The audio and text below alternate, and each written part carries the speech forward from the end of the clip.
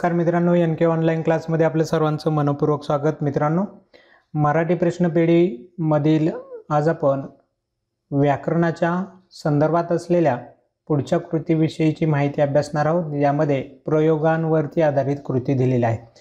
यापूर्वी आपण समासावरती असलेल्या कृती, वाक्य प्रकारांवरती असलेल्या कृतींचा अभ्यास केलेला आहे। त्याचे व्हिडिओ ह्या व्हिडिओच्या शेवटी आहेत, त्यावरती तुम्ही क्लिक करून ते व्हिडिओ देखील अभ्यासू शकता। ज्या विद्यार्थ्यांनी ते व्हिडिओ पाहिले नसतील तर ते व्हिडिओ देखील अभ्यासा, जेणेकरून तुम्हाला व्याकरणाच्या संदर्भातले महत्त्वाची माहिती त्यामधून समजणार आहे। मित्रांनो, प्रयोग जो आहे त्या प्रयोगावरती देखील अशाच पद्धतीचे प्रश्नपेढीत क्वेश्चन दिलेले आहेत। चला तर मग ह्या प्रश्नांचा देखील आपण एकदा व्यवस्थित माहिती समजून घेऊयात। प्रयोगाची कृती जी दिलेली आहे त्यामध्ये योग्य पर्याय निवडा अशा पद्धतीच्या काही कृती दिलेल्या आहेत। यामध्ये विधान दिलेलं आहे, त्या विधानामध्ये वाक्य आहे, त्या वाक्यात कोणता प्रयोग आला या संदर्भातली माहिती विचारलेली आहे। पहिलं वाक्य हा समोर दिसतोय आपल्याला, समीर चित्र रंगवतो। या वाक्यातील प्रयोग ओळखून लिहा। प्रयोगाचे 3 प्रकार आहेत। हे 3 प्रकार आपल्याला ऑप्शनमध्ये दिले जातील, कर्तरी प्रयोग, कर्मणी प्रयोग आणि भावी प्रयोग। आता हे प्रयोग तुम्हाला व्यवस्थित माहिती असेल तर वाक्य ओळखायला काहीच प्रॉब्लेम नाही आहे। मी थोडक्यात तुम्हाला एकदा पुन्हा आठवण करून देतो, प्रयोग हे नेमके कसे आहेत। कर्तरी प्रयोग म्हणजे जेव्हा वाक्यातील कर्त्यानुसार क्रियापदात बदल होतात तेव्हा ते कर्तरी प्रयोगाचं वाक्य असतं। वाक्यातल्या कर्मानुसार जर क्रियापद बदलत असेल तर ते वाक्य कर्मणी प्रयोगाचं असतं। आणि कर्ता आणि कर्माप्रमाणे वाक्यात बदल होत नसेल, क्रियापदात बदल होत नसतील तर तो भावी प्रयोग आहे। अशा पद्धतीने हे 3 प्रयोग आपण ओळखत असतो। मग ह्या वाक्यामध्ये पहा, समीर चित्र रंगवतो। मग समीर हा वाक्याचा कर्ता आहे, कर्त्याप्रमाणे क्रियापदात बदल होतात का? होत असेल तर तो कर्तरी प्रयोग। समीर चित्र रंगवतो, मग इथं समीर ऐवजी आपण दुसरा एखादा कर्ता घेतला, उदाहरणार्थ मीरा घेतली। मीरा चित्र रंगवतो असं म्हणता येईल का? नाही म्हणता येणार। म्हणजे मीरा चित्र रंगवते असं म्हणावं लागेल। म्हणजे मीरा हा शब्द कर्ता आल्याने क्रियापदात बदल झाला। जेव्हा कर्त्याप्रमाणे बदल होतो ते कर्तरी प्रयोगाचं उदाहरण आहे। मग इथंही समीर आलाय म्हणून रंगवतो, दुसरं आलं असतं तर बदल झाला असता, म्हणून हे वाक्य कर्तरी प्रयोगाचं आहे। आलं लक्षात? चला दुसरं वाक्य पाहूया। दुसरं वाक्य दिलेलं आहे, लोकांना पेढे वाटणं वेगळं। या वाक्यातला प्रयोग ओळखायचा आहे। आता इथं वाक्यातला कर्ता आहे लोकांना, लोकांऐवजी आपण जर दुसरा शब्द घेतला, मुलांना पेढे वाटणं वेगळं, तर पुढच्या क्रियापदात बदल होतो का? क्रियापदामध्ये बदल वाटणं, मुलांना पेढे वाटणं क्रियापदात बदल होत नाही, मुलींना पेढे वाटणं क्रियापदात बदल होत नाही। म्हणजे कर्त्यानुसार बदलत नाहीये, मग कर्मानुसार बदलते का? पेढे पाहूया। पेढे शब्द काढून आपण दुसरं एखादं कर्म घेऊया। लोकांना फुले वाटणं वेगळं, ओके, फुलं घेतलं तर क्रियापदात बदल झाला का? नाही झाला। लोकांना पेन वाटणं बदल होतोय का? नाही होत। म्हणजे इथं असलेलं कर्मही बदललं तरी वाटणं ह्या क्रियापदामध्ये बदल होत नाहीये। म्हणून कर्त्यानुसार पण नाही, कर्मानुसार पण क्रियापदात बदल होत नाहीये, म्हणून हे वाक्य आहे भावे प्रयोगाचं। आलं लक्षात? चला पुढचं वाक्य पाहूयात। तिसरं वाक्य आहे, समीरने चित्र रंगविले। या वाक्यातील प्रयोग ओळखा। आता समीर आहे, समीरच्या ऐवजी दुसरं एखादं कर्ता घेऊन पहा। म्हणजे जर पुल्लिंगी कर्ता दिला असेल तर स्त्रीलिंगी घेऊन पहा, म्हणजे पटकन लक्षात येतं आपल्या। ठीक, समीराऐवजी आपण पुन्हा मीरा घेऊया। मीराने चित्र रंगविले, ओके, बदल होतोय का? क्रियापदात रंगवलेमध्ये नाही होते।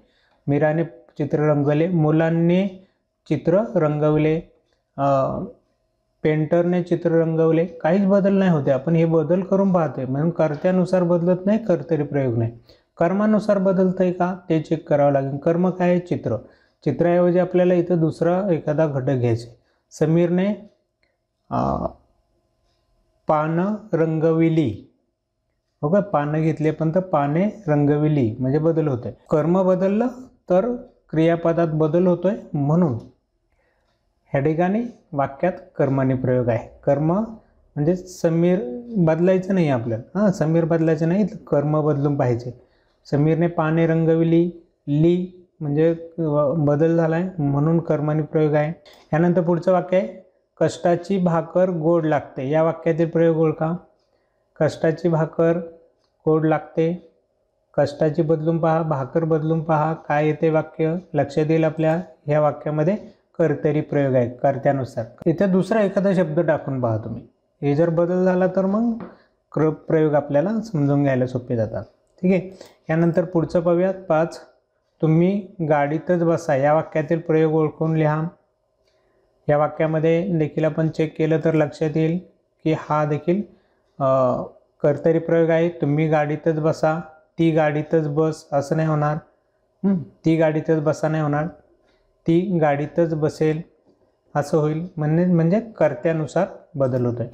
यानंतर आहे भावे प्रयोग असलेले वाक्य शोधून लिहा. प्रयोग ओळखायला सांगितलेला आहे, प्रयोग ओळखून लिहायचा आहे. मग आता तुम्हाला चेक करावं लागेल, एक एक शब्द बदलून, कर्ता बदलून पहा, कर्म बदलून पहा. ह्या वाक्यामध्ये भावे प्रयोग ओळखायचे आहे. कर्ता बदलून कर्म बदलून जर बदल होत नसेल तर भावे प्रयोग. ह्या वाक्यामध्ये पहिलं वाक्य आहे की ज्याच्यामध्ये कर्ता आणि कर्म बदलवले तरी सांजवते हे जे क्रियापद आहे ते बदलत नाही. आज लवकर सांजवते, आज उशिरा सांजवते, आज सांजवले हे तसंच राहते, म्हणून इथं भावे प्रयोग आहे. यानंतर पुढचं वाक्य आहे कर्तरी प्रयोग असलेले वाक्य शोधून लिहा. कर्त्यानुसार बदल होणारं वाक्य.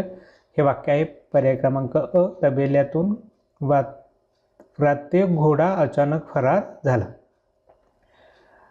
बाकीचे तुम्ही बदलून पाहिले तर तुमच्या लक्षात येईल. यानंतर आहे 8. कर्मणी प्रयोग असलेले वाक्य शोधा. म्हणजे कर्मानुसार क्रियापद बदलतं असं वाक्य कोणतं आहे? पर्याय क्रमांक क. भारतीय संघाने विश्वचषक स्पर्धा जिंकली. ओके, स्पर्धेऐवजी भारतीय संघ हा कर्ता आहे. विश्वचषक स्पर्धा हे कर्म आहे. स्पर्धा जिंकली, बक्षीस जिंकले, म्हणजे बक्षिसानुसार बक्षीस घेतलं तर बदलते, स्पर्धा घेतली तर बदलते, याचा अर्थ कर्मणी प्रयोग आहे. यानंतर 9. कर्तरी प्रयोग असलेले वाक्य शोधून लिहा. कर्तरी प्रयोग आहे अ. सुरेश गाय बांधतो, कारण कर्ता बदलला की क्रियापद बदलेल. मीरा गाय बांधते असं होईल. आम्ही गाय बांधतो, आम्ही गाय बांधली असं होईल. म्हणजे ह्या ठिकाणी कर्त्यानुसार बदलणारे हे वाक्य आहे. इथं जसं होत नाही.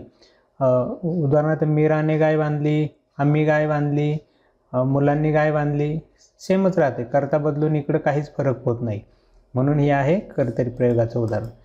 आणि शेवटचं वाक्य आहे भावे प्रयोग ओळखा.